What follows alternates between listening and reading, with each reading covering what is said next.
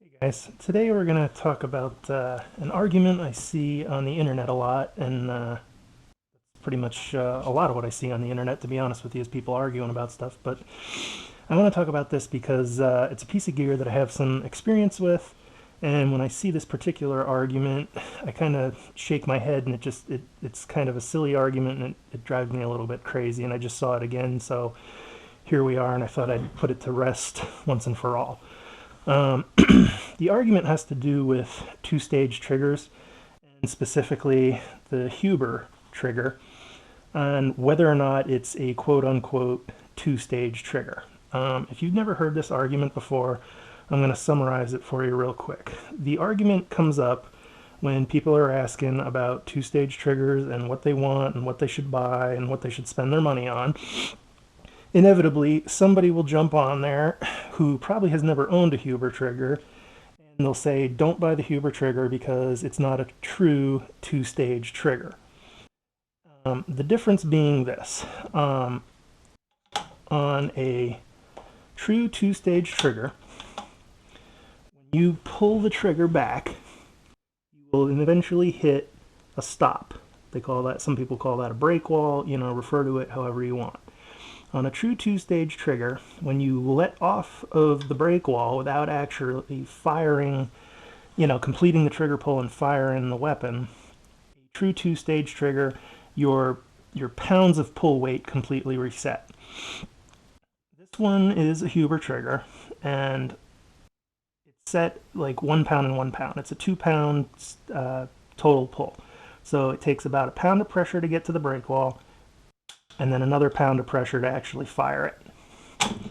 Now, the stupid part about this, like I said, is somebody jumps on there and says, oh, it's a staged brake trigger, it's not a true two-stage trigger, it's really dangerous because, if that pull weight doesn't reset and you pull back, hit the stop, and let off, now you've got this dangerous rifle. This thing's, incredibly dangerous, and it's going to go off at any time now because, now it only takes 1 pound of pressure to set the gun off and fire the rifle. And before I even go into why that's not true, let's just talk about this scenario for a second. Where are you going to be where you're shooting and you're coming back and you're pulling through you're doing your trigger press, you hit the wall, and for some reason you stop and you don't finish firing? The best example I could think of is maybe you run out of time on a stage at a rifle match, but not only are you now at the end of the stage not going to, pull the bolt up, put the gun on safe, unload it when you're moving around, now for some reason you're going to keep it loaded, you're going to leave it on fire, and it's going to be, this dangerous item here sitting around. I honestly can't, maybe somebody can leave a message in the comments or shoot me an email. Give me a scenario where you would be pulling through like that, hit the brake wall, let off, and then not fire the gun. And not only would you not fire it, but you would then be moving around with it or, repositioning it or doing something where you haven't actually fired it, but you're going to, I don't know. It just, I can't even think of where that would happen.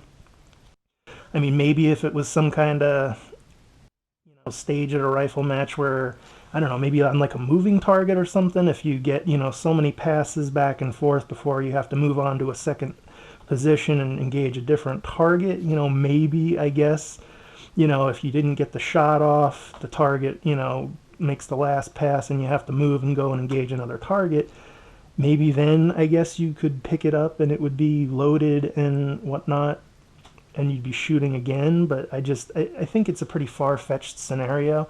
And if you are picking the gun up and moving, even if you're going to be shooting again on the same stage, the least you should be doing is throwing the gun on safe, if not, pulling the bolt all the way up and back while you're moving to make sure that nothing, bad happens.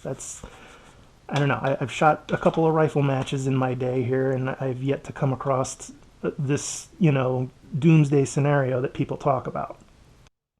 The reason I want to do this video is I want to show people that it's sort of a misconception, okay? Right here, if I pull this back, hit the wall, and let off, people are under the impression that now it just takes 1 pound of pressure to fire this rifle, and that's just not the case. Like you can see here, just from me pulling back, hitting the wall and letting off, there's spring pressure here, okay? The trigger's got a spring in it.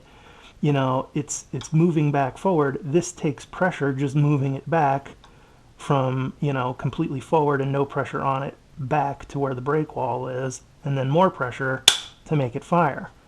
So it's not like the trigger's just in there flopping around and all you need is a pound of pressure to fire it, and that's what's going to happen. But I don't want you to take my word for it. I'm going to show you. I've got a Lyman trigger pull gauge here, and we're going to do a couple of pulls on it. I'm going to do like, I think 3 of each, and we'll average everything together, and then we'll see what the difference is. So let me turn this guy on.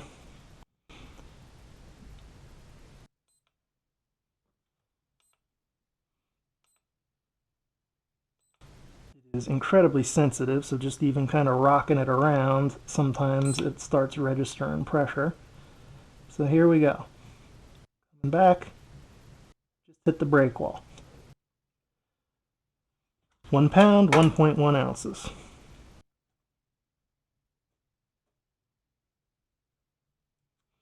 Now right here, I'll tell you, if you put it back on safe, you just reset the trigger.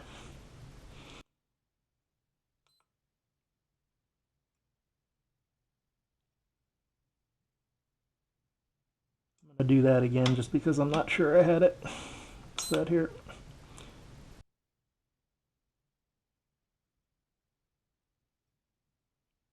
1 pound, 2 ounces.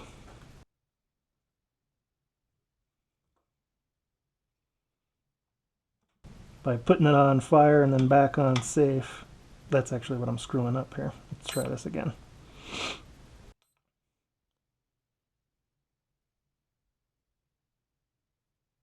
There we go. 1.1 again. And what I had screwed up on that second one was I left it on safe when I went to pull it. So, safe, fire. Let's do one more and see what we get.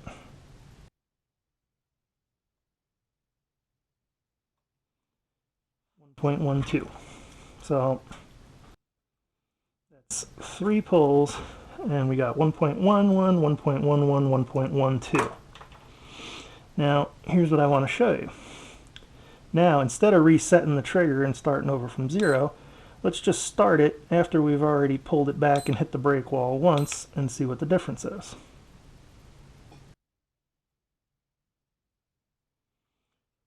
$12 ounces.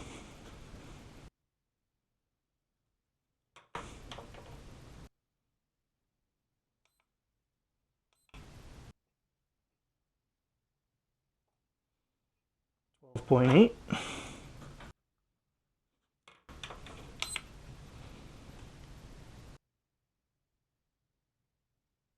12.3.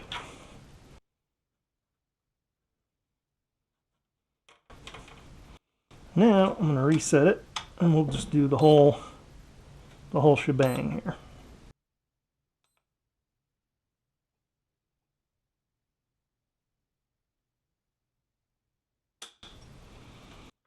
Point 2.05.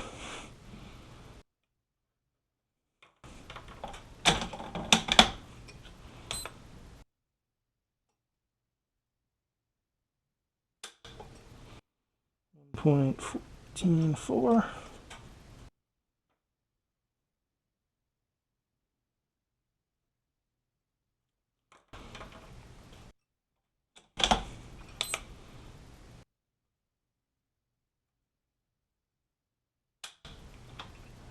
$14.8.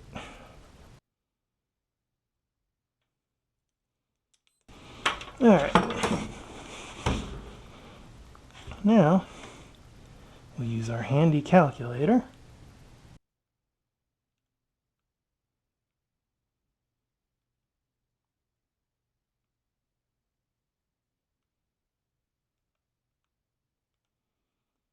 So the first 3 pulls to the brake wall measured 1 pound, 0.11. So 1 pound, 11 ounces. Now let's average up the ones where we redid it, but we didn't reset the trigger. 12 ounces, 12.8, 12.3, 12.36 ounces.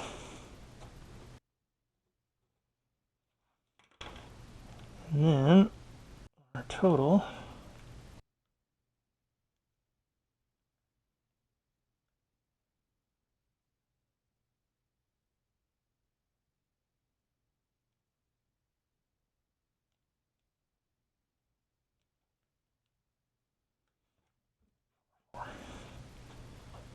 my math's off on this because that's ounces instead of points. Anyway, the difference anyhow between looks like roughly 12 ounces and change and 1 pound 1 pound 0.1 ounce, 1 pound 1 ounce 0.1. So we're looking at what? Basically 4 ounces difference in pressure, roughly, over just the 3 that we did here. So from the word go, pulling straight back, hitting the wall, firing, we're averaging just under 2 pounds because we got 1 pound 14 ounces twice, and then we had a little over 2 pounds once. So the trigger's supposed to be set for 2 pounds. It's supposed to be 1 pound and 1 pound. So we're within 2 ounces basically of what the trigger's supposed to be set for as far as what it goes off, the pressure it takes to fire it consistently. And the difference between the pressure it takes to get to the brake wall when the trigger's basically zeroed out and the pressure it takes after you hit the brake wall and let off is only about 4 ounces. So that's not a lot of pressure, guys. You know what I mean? Like, yes, it's a staged brake trigger. Yes, the trigger pull on subsequent pulls will be slightly less than if I had just, you know, basically run the bolt and I was starting from scratch. But you got to have a pretty developed trigger finger to tell me the difference between 1 pound, 1 ounce, and 12 ounces and change. You're talking about feeling the difference of 4 ounces of pressure. Do I think you can do it? Yes. Can I feel it? I think so. Most of the time, like if I reset it and I start from scratch and then I pull it again, it feels just slightly different. But the point of this whole video is to show you that it's not like, you know, by pulling back to that first stage that this thing's now just flopping around loosely. I mean, if you can see what I'm doing here with my finger, I'm coming back and I'm hitting that brake wall again and again and again and again and again, and it's not firing. That's one of the things that I really like about this trigger is I can come back, hit that brake wall again and again and again, and it doesn't fire unless I really, you know, intend to have it do so. So I think this whole notion of, you know, it's not a true 2-stage trigger, so, you know, it's this really dangerous thing. You still need the better part of a pound of pressure from 0 just to get back to the brake wall, and then you need another pound to fire it. Now, obviously those settings can be different, you know what I mean? If you're a bench rest guy and you're shooting free recoil, super lightweight, you know, pull weights and everything, yeah, you know what I mean? Like if you got it set at 6 ounces or something, and, you know, I don't know because mine's not set at 6 ounces, but I'd be willing to bet you, you know, it wouldn't be the same difference. I doubt if it was a 6 ounce total pull that the first stage would be, you know, 3 ounces and the second stage would be 3 ounces. I don't think like there's no pressure here to overcome that first stage again, you know. So I guess what I'm saying is I don't think the relationship's exactly the same. Even if you had it set at bench rest weight, I don't think it would be, you know, like there's no first stage then. But I will say that, you know, with tactical rifles, you know, your sort of tactical shooting, dynamic environments where you're running around and you're shooting the rifle, if you've got 1.5 pounds, 2 pounds of pressure split between those 2 stages, there's no, it's not, you know, oh my God, it's super dangerous now because I hit that, brake wall and let off, and I didn't reset the trigger. So hopefully that comes through. This is really just kind of the whole purpose of this video is to kind of dispel that myth. If you guys are looking at shopping for a two-stage trigger, the Huber is an excellent trigger. It's not the cheapest trigger out there, but nothing that's made well and nothing that is a quality item is cheap. So, if you're looking at two-stage triggers, I would absolutely consider the Huber. There's other two-stage triggers out there. I don't have experience with all of them. I've played with some of them. There's other choices that are good. The point of this video and this whole article is just so you guys, if you're asking questions or you're looking at buying a two-stage trigger and somebody tells you, oh, don't buy a Huber because as soon as you hit that first stage, the pull weight doesn't, reset, and now it's this dangerous rifle and it's really scary and dangerous, and now something bad's gonna happen. Don't buy into any of that crap. It's not true. So hopefully I've tried to, show you a little bit of how that's not true. If you have any questions, shoot us an email, drop something in the comments, and we'll do our best to get it answered for you.